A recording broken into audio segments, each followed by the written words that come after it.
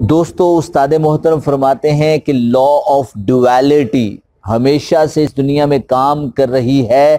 کرتی رہی ہے اور کرتی رہے گی۔ اور لا آف ڈویلٹی ہے کیا؟ یہ سمجھنا بڑا ضروری ہے کہ جہاں اللہ نے مرد کو پیدا کیا ہے وہیں عورت کو بھی پیدا کیا ہے، اللہ نے زمین کو پیدا کیا ہے تو آسمان کو بھی بنایا ہے، اللہ نے جہاں سننے کی طاقت دی ہے تو وہاں آواز موجود ہے، اگر آواز موجود نہ ہو تو کان کس کام کے؟ اللہ نے جہاں تمہیں آنکھ جیسی خوبصورت طاقت دی ہے، تم کو بصارت دی ہے، تو اللہ کریم نے ساتھ میں نظارہ دیا ہے، اگر نظارہ نہ ہو تو آنکھ کی بصارت کس کام کی؟ اور کیا خوبصورت بصیر وہ خود ہوگا جس نے نظارہ بھی پیدا کیا اور جس نے آنکھ کو بھی پیدا کیا، وہ کتنی زبردست قسم کی بصارت رکھتا ہوگا جس نے کان کو بھی پیدا کیا اور آواز کو بھی پیدا کیا۔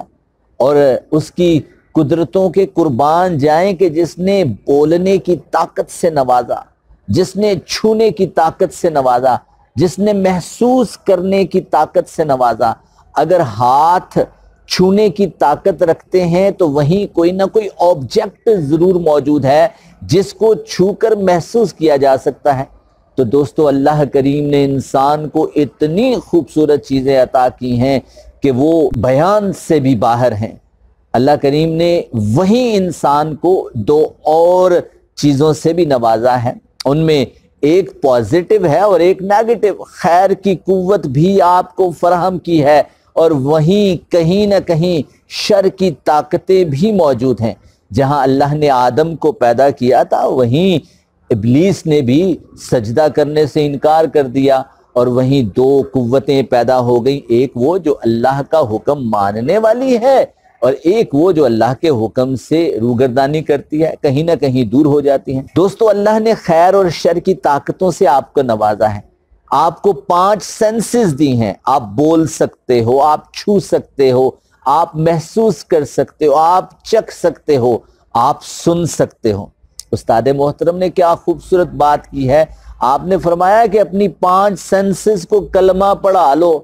اگر زندگی میں کامیابی چاہتے ہو تو 5 سینسز کو خیر کے ساتھ آشنا کر لو، شر سے کہیں اس کو دور کر لو تو زندگی کامیاب ہو جائے گی۔ تمہارا ہاتھ چھوئے تو خیر چھوئے، شر کی طرف نہ بڑھے، تمہاری آنکھ دیکھے تو خیر دیکھے، شر کی طرف دیکھنے کی جرت نہ کرے،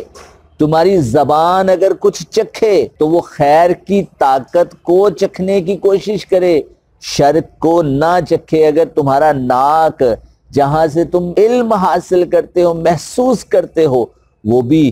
اللہ کی قدرتوں کو فیل کر کے اپنے جسم کے اندر داخل کرنے کی کوشش کرے، کسی اور کو نہ کرے، شر کی طرف نہ بڑھے۔ اور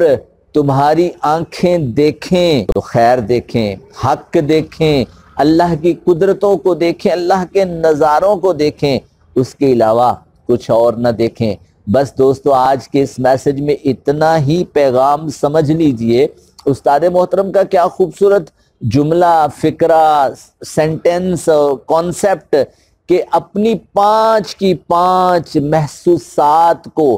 کلمہ پڑھا لو۔ اگر اس نے کلمہ پڑھ لیا تو آپ کے سارے جسم پر کلمہ